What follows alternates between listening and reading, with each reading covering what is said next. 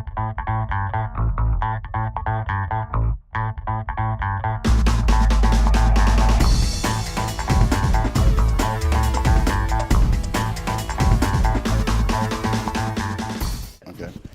You know, Roy, I see you sitting on the desk here or something like that. Did you know that that is an old newspaper trick? When they first started putting television news people, they only put tables there because they felt it would make the newscasters look more alert. So, are you feeling very alert? Always alert. Oh, that's good. Thank goodness. One of us should be. So. Now, you wrote this book. You're talking about how the great mass of baby boomers can retire. 10,000 people a day turning 67. President Clinton is leading the charge his year. And 10,000 people a day turning 67, 66, 65, 64, 63, all the way down to 50. Can you tell them to stop it? They're here, and they're coming strong. I see. Yes, right. There may be a gap for a couple of years, and then the numbers will even be greater. So there's been things have evolved over time in retirement. Back in the day, and when I started in the business in 1982, majority of people had pensions. So you retired, and you had a nice pension that you can retire on. Well, I got to tell you, depending on which survey you believe, the average person holding a job in America today will hold it somewhere between 3.4 to 4 years, which makes the pension pretty much obsolete. Is that right?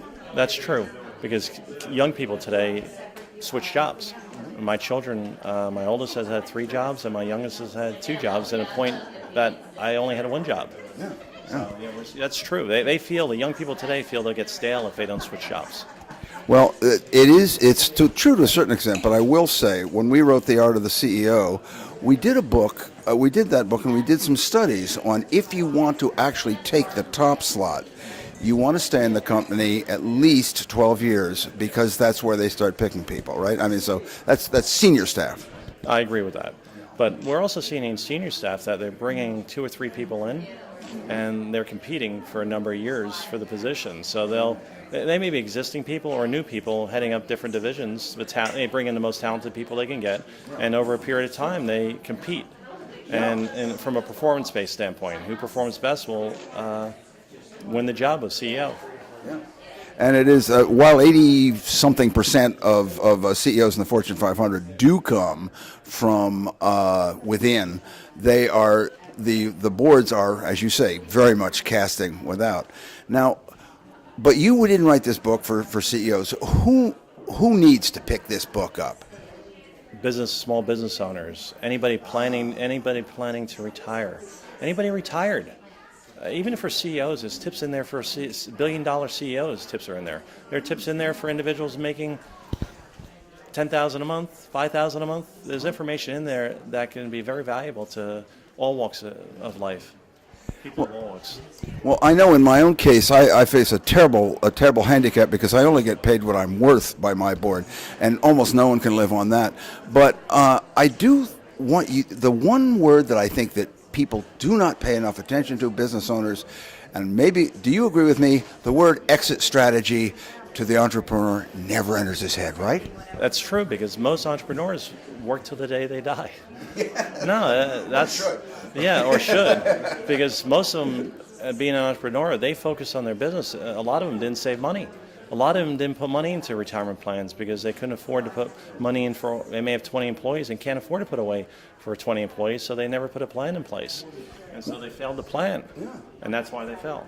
But also, the tax laws have now changed. The old idea, for instance, giving $10,000 a year to each of your potential heirs of the business, that can end up short selling your business and things like that. I mean, the laws have changed drastically, right?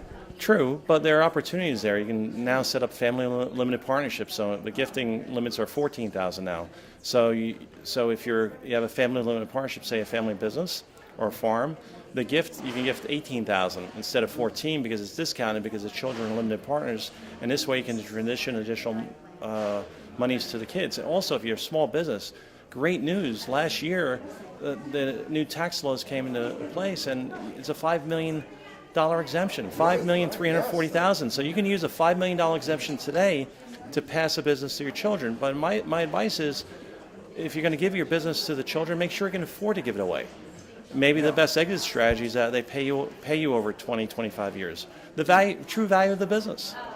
I think one of the things that I think every man and woman who own a business and has children says to themselves, I really would like to see Junior take it over, but Junior frankly may not want to do it. So give us one really good solid piece of advice for the fellow who has started a business, has 3 or 4 children who may not be either capable or interested in taking over the firm, but he wants to take care of them with this business that his own sweat has wrung out. A couple of good tips. The tip is, don't put a child in a position that they're going to fail. If they don't have the capabilities to run the business, don't bring them into the business to run it. Maybe you bring maybe you bring a president to run it, and they're the CEO. So the president's running the business, and they're there overseeing various areas of the business where they can be successful. Also, if you're going to bring a child into the business, have them sweep the floors. The biggest problem I see is that you bring a child in. Great, Bart. You're a VP. Right. So that's great. So your employees resent it that your child comes in, has no experience, and now they're a VP, and they never grow. Have them start at the bottom and learn the business from the bottom, as most of us did. In owning a business, you learn from the bottom, and that's how you become a successful business owner. And that's why a small percentage of businesses, when you look at the second generation and third generation businesses, third generation, it's minute the number that succeed because of not having the ability to run the business because they start at such a high level. Right. Ladies and gentlemen, we have just had what we call in the Art of the CEO radio show, a quill pen moment. Take your pen, dip it in the inkwell, write down what Roy has just said here. It's very, very important in passing on a business and thinking about your exit strategy. And my rule is age 30, they can come into the business. I have a son who may come into my business in the future, but he had to work somewhere else till 30. So again, he breaks in somewhere else. It's very difficult in the parent-child relationship also to train a child. They don't really listen as well to the parent as they would to somebody else until they're mature enough. Once they're mature enough, then it's a whole different story. Of course, in my case, I got married and started listening to my wife, and who has never been wrong, apparently. Yes, still married.